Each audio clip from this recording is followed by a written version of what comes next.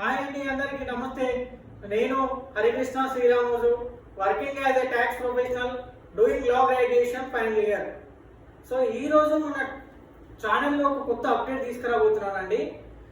So చాలామంది మన office దగ్గరకు వచ్చి ఇండివిజువల్ ప్యాన్ తీసుకొచ్చి నాకు కరెంట్ అకౌంట్ కావాలి, ఫర్మ్ పేరు మీద పాన్ కార్డ్ తీసి ఇవ్వండి, ఇలా కొంత అవేర్నెస్ లేక, ఈ అవేర్నెస్ లేకపోవడం వల్ల కొంతమందికి చాలా మందికి అవేర్నెస్ క్రియేట్ చేయడం కోసం ఈ వీడియో చేయడం జరుగుతుంది. సో పాన్ కార్డ్ అనేది జనరల్గా 10 డిజిట్స్ ఆల్ఫా న్యూమరిక్స్ యూనిక్ నెంబర్తోని ఏర్పడుతుంది. ఎందుకు అని అంటే ఫస్ట్ 3 డిజిట్స్ వచ్చేసి మనకి ర్యాండమ్గా ఇన్కమ్ ట్యాక్స్ డిపార్ట్మెంట్ వాళ్ళు డిసైడ్ చేస్తారు ఆ ఫ్రీక్వెన్సీని బట్టి. అండ్ నెక్స్ట్ 4th లెటర్ వచ్చేసి మన స్టేటస్, మన పాన్ కార్డ్ స్టేటస్ని డిసైడ్ చేస్తుంది. 5th లెటర్ వచ్చేసి ఆ ఇండివిజువల్ అసెస్సీ అయితే ఇండివిజువల్ అసెస్సీ సర్నేమ్ కానివ్వండి, నేమ్ కానివ్వండి, ఫస్ట్ నేమ్ కానివ్వండి, సర్నేమ్ కానివ్వండి ఇండికేట్ చేస్తుంది. నెక్స్ట్ 4 డిజిట్స్ వచ్చేసి న్యూమరిక్స్, అది ర్యాండమ్. 5th వన్ అది లాస్ట్ 10th డిజిట్స్ వచ్చేసి అది కూడా ర్యాండమ్ గానే డిసైడ్ చేయడం జరుగుతుంది. మెయిన్గా మన పాన్ కార్డ్లో ఒక ఆర్గనైజేషన్ని ఎలా రికగ్నైజ్ చేస్తాము అని అంటే 4th letter, based on 4th letter.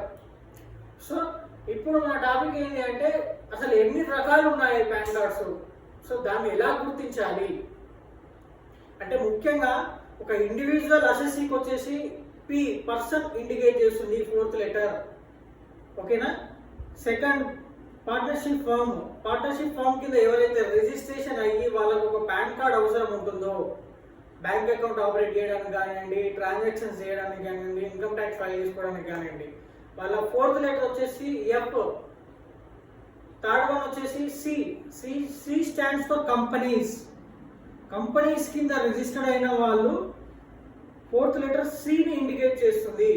Private limited కావచ్చు, లైక్ పబ్లిక్ లిమిటెడ్ కావచ్చు, ఏదైనా. ఇంకా పోతే నెంబర్ 4 ట్రస్ట్. ఏదైనా ఒక organization, non profitable organization run చేసినప్పుడు మనం ట్రస్ట్ రిజిస్ట్రేషన్ కింద రిజిస్టర్ అవుతే వాళ్ళ 4th లెటర్ వచ్చేసి టీ ఇండికేట్ చేయబడుతుంది. 5th ఆర్టిఫిషియల్ జ్యుడిషియల్ పర్సన్, జే ఇండికేట్ చేయడం జరుగుతుంది వీళ్ళకి. సో ఏఓపి సొసైటీస్ యాక్ట్ కింద రిజిస్టర్డ్ అయిన వాళ్ళకి 4th లెటర్ ఏ ఇండికేట్ చేయడం జరుగుతుంది. లోకల్ అథారిటీస్ వాళ్ళకి 4th లెటర్ వచ్చేసి L. And next government organizations కోసము 4th లెటర్ వచ్చేసి జి, ఓకేనా. అండ్ నెక్స్ట్ వచ్చేసి ఎల్ఎల్పి లిమిటెడ్ లయబిలిటీ పార్ట్నర్షిప్, వీళ్ళకి వచ్చేసి 4th లెటర్ ఈ ఇండికేట్ చేయడం జరుగుతుంది. సో ముఖ్యంగా మనం ఈ పాయింట్స్ గుర్తుపెట్టుకుంటే పాన్ కార్డు మనం ఏ కేటగిరీలో ఉన్నాము, దేనికోసం యూజ్ చేయడం అనేది ఒక బేసిక్ ఐడియా కోసం ఈ వీడియో చేయడం జరిగింది. థ్యాంక్ యూ అండి, ధన్యవాదాలు.